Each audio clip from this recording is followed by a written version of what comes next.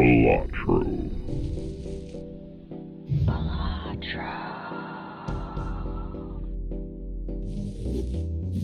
Meme natural. Balatro. Balatro.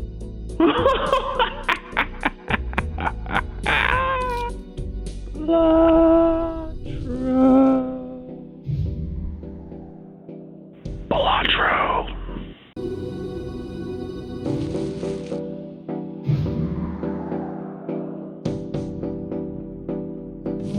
Welcome to another episode of Neon City Gaming Highlights. New viewers want to say thanks for stopping by, and returning viewers, thanks for sticking with us.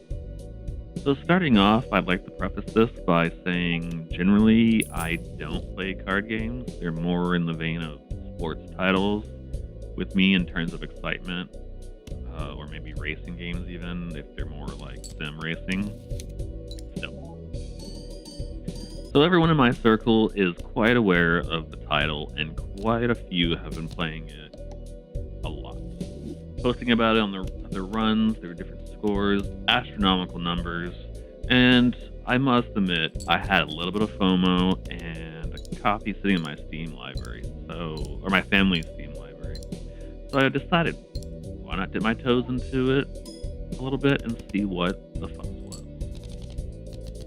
Even though it's not geared towards me, I still am happy for it to be making waves in the indie scene.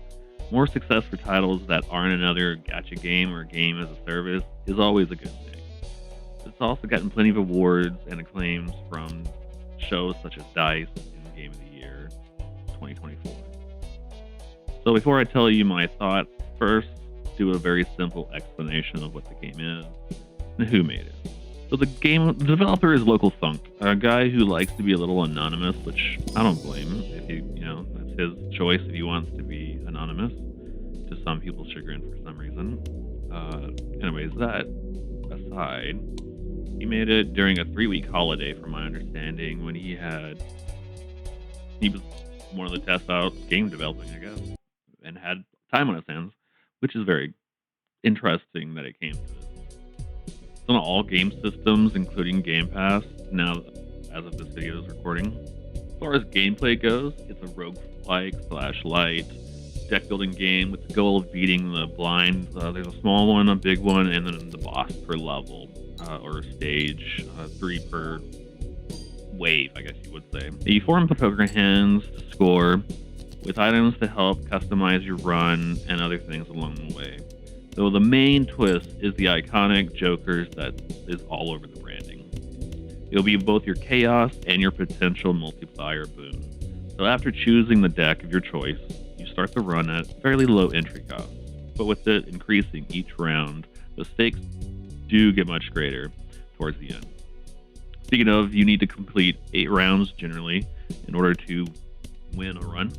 However, you may continue with ever more staggering blinds, which I did once after my one and only victory, but it didn't last long. So what did I like about it? Balatro, first off, just has this whole vibe about it. It's a mix of nicely done pixel art and interesting presentation. It feels both nostalgic and new and fresh at the same time. Games take but a second to get started up, and then off you go. Games can be completed in one session, or if you're like me and bad with numbers or just decision paralysis, games can also be suspended at any point with generous checkpoints. So those of us who also tend to play it in small bursts or have busy lives can still enjoy the game. The animations and interactivity of the playfield also add to the joy of the UI. As I was being hesitant at first, it did take a few games to get it, but I was on a boss blind. I forget the name, but it's the one where you only have one hand to play. So I sat there for probably about 20 minutes, going through all my options and all my discards, landing with my one and only option left to play.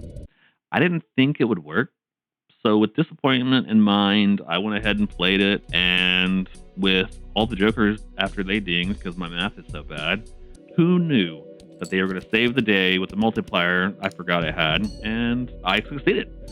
Boom! Tons of dopamine entering my brain right at that very moment, and that's when I understood.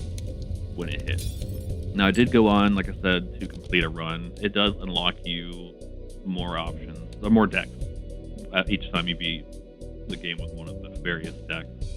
I've only beat it with one. As far as anything negative, I can't really say that I have any major complaints with the title. I mean, there is a part of me that turned my nose up to it originally, as previously mentioned, due to my dislike of card games slash deck builders. And I'm always a proponent for more graphical settings to customize how a game runs on your system. That said, even with my negative bias, I can't find any fault in the game itself. Sure, there might be some down the line, but nothing stood out over the course of 10 hours that I played. With that said, I probably won't be returning back to the title, as my backlog of games is already quite large, and although I really enjoyed my time with it and think it's a fantastic sum of its parts, it's just not aimed towards me. If you're still enjoying it, good, and if you want to see where you lie with the game, give it a try. If you have Game Pass, or if you have the spare $15, on the other hand, it's available on other platforms, even mobile. It's not a steep entry cost, and surely worth your time if you have any interest at all in the game. So I hope you enjoyed this little video. If you did, please consider giving us a like, and please subscribe for more like it in the future. Also, let me know in the comments your thoughts on the game.